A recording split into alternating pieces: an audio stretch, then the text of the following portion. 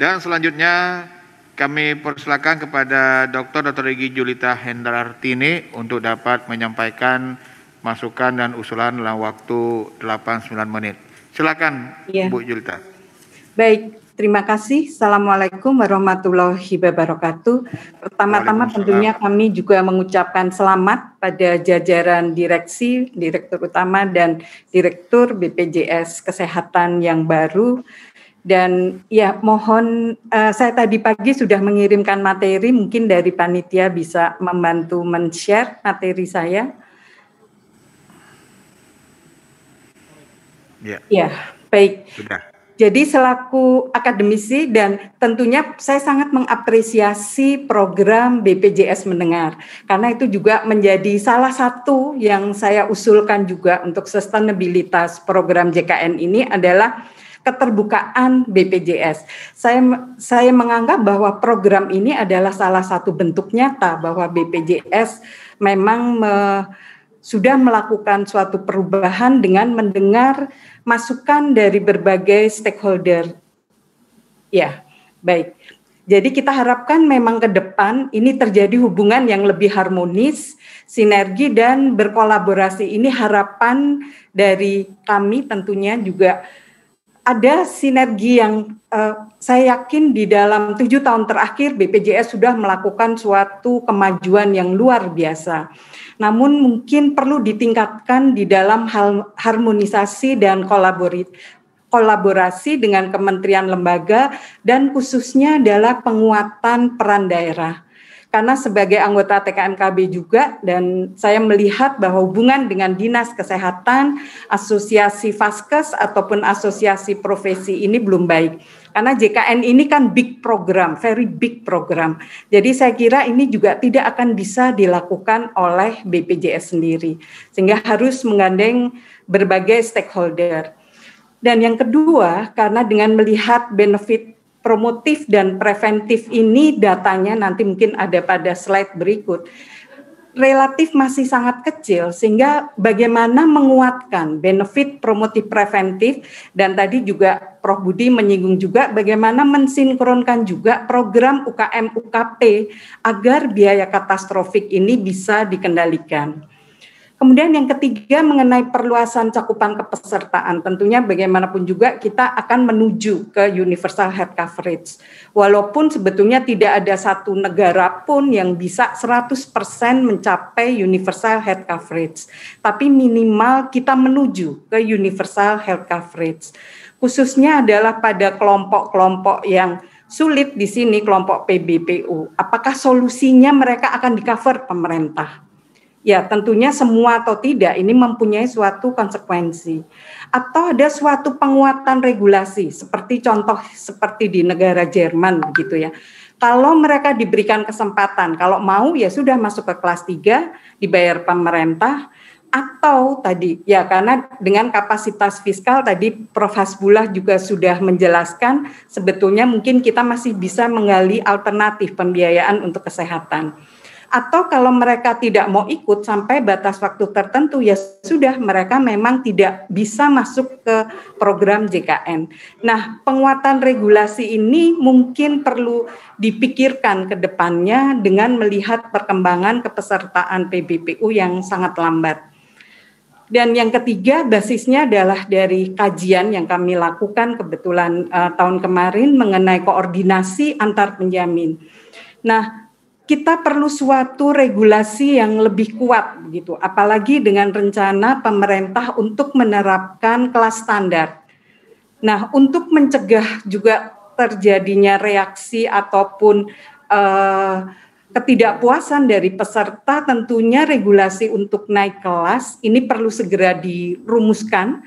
Tentunya PMK 51 yang mengatur mengenai iur biaya 51 2018 itu harus direview ulang. Bagaimana ketentuannya, seberapa tinggi naik kelas ini bisa diakomodir. Dan juga tentunya memberikan perluasan benefit walaupun tetap ada keterbatasan.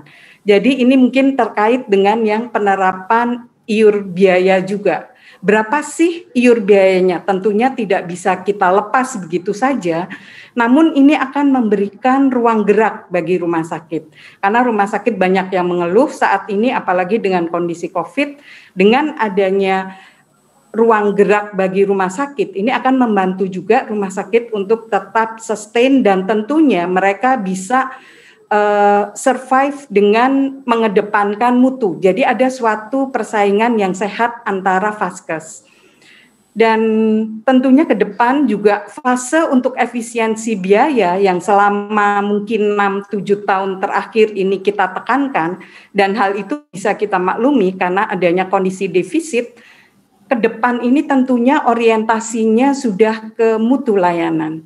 Sehingga saya mengusulkan adanya penguatan peran TKMKB. TKMKB ini sebetulnya sangat potensial, hanya ruang geraknya sangat-sangat dibatasi. Sehingga ke depan mungkin besok ada yang dengan Ketua TKMKB Nasional, di situ akan dibahas bagaimana penguatan TKMKB. Karena TKMKB ini sudah punya jejaring di semua kantor cabang BPJS, dan mereka itu memang merupakan resources yang handal khususnya di dalam mengendalikan mutu layanan dan juga untuk melakukan monitoring terhadap program JKN. Kemudian juga mereview kembali yang tadi sudah saya singgung PMK 51 2018 mengenai penerapan iur biaya untuk pelayanan yang berpotensi moral hazard. Saya ingat saya pernah ikut di dalam tim iur biaya waktu itu di Kemenkes, bagaimana dengan Seksio. Nah, tapi waktu itu keputusan itu ternyata belum dijalankan. Tentunya juga iur biaya untuk siapa? Untuk peserta yang non-PBI. Sehingga harapan saya masih ada kelanjutan dari pembahasan mengenai iur biaya pelayanan-pelayanan yang berpotensi moral hazard. Kemudian ya ini mungkin hampir sama yang diusulkan oleh Prof. Budi mengenai review sistem pembayaran PPK baik besaran, indikator mutu atau kinerja dan mekanisme pembayaran. Next slide mungkin karena waktu terbatas. Nah, untuk benefit promotif preventif di sini mungkin perlu dirumuskan ulang. Bukan kita mengurangi, tapi justru apa yang perlu diperkuat begitu di dalam benefit ini. Khususnya untuk saat ini dengan kondisi pandemi dan juga pasien prolanis, apakah dimungkinkan memberikan benefit telekonsultasi? Dengan demikian penyakit untuk pasien dengan penyakit kronis tersebut bisa dipantau akan lebih baik. Nah, kalau ini mungkin sedikit memodifikasi paket benefit yang ada, ini juga akan lebih baik. Dan juga bagaimana dengan penyakit-penyakit yang sudah paliatif, misalnya pelayanan paliatif atau yang sudah penyakit yang terminal. Nah, mungkin juga bisa long term care, tapi saya mengusulkan mungkin ini akan masuk di dalam asuransi komersial, ya karena sebagai anggota juga dari Pamjaki, kita mengusulkan tidak mungkin semua benefit itu akan ditanggung oleh JKN. Namun peserta atau masyarakat ini harus diberikan juga pilihan. Sehingga mungkin nggak kita kembangkan juga, tentunya ini akan melakukan koordinasi juga untuk beberapa pelayanan yang bisa dimasukkan ke benefit suplemen atau benefit long term care ini. Next slide. Ya, tinggal 1 menit lagi. Iya. Baik, untuk Prolanis tentunya di sini saya mengusulkan mungkin nggak kita membuat suatu klinik utama dengan dokter SPPD. Sehingga demikian ini akan memudahkan rujuk balik yang selalu menjadi masalah. Jadi ada konsep primary care physician dengan adanya spesialis penyakit dalam di klinik utama. Ini akan memudahkan akses dan meningkatkan juga kepuasan pasien. Next slide, satu lagi. Ya, pengembangan sistem pembayaran ini tadi adjustment capitation, norma kapitasi, ini saya kira sudah disinggung Prof. Budi, inasi bijis, grouping, besaran tarif. Nah, mungkin dalam hal ini saya mengusulkan Pak Mahlil ada namanya konsorsium perguruan tinggi begitu ya. Seperti kalau BUMN atau PLN, mereka melakukan kajian nasional untuk topik yang sama, ini didukung oleh beberapa perguruan tinggi. Dengan demikian resources atau sumber-sumber peneliti ini bisa betul-betul digabungkan sehingga penelitian itu menjadi kuat. Ini yang mungkin saya usulkan juga di dalam forum ini, bagaimana kita membuat seperti konsorsium perguruan tinggi, karena kita dari akademisi untuk mendukung sistem JKN yang lebih baik ke depan. Next slide, satu slide lagi mungkin. Ya, yang terakhir adalah mengenai sistem informasi. Tentunya di sini ada bridging sistem informasi dengan daerah juga. Kita tahu beberapa daerah sudah mempunyai sistem informasi daerah yang cukup baik. Sehingga dengan adanya dashboard yang terintegrasi dengan sistem informasi daerah, ini juga akan memudahkan monitoring JKN. Jadi intinya di dalam kesempatan ini saya ingin mendorong penguatan peran daerah di dalam program JKN ini.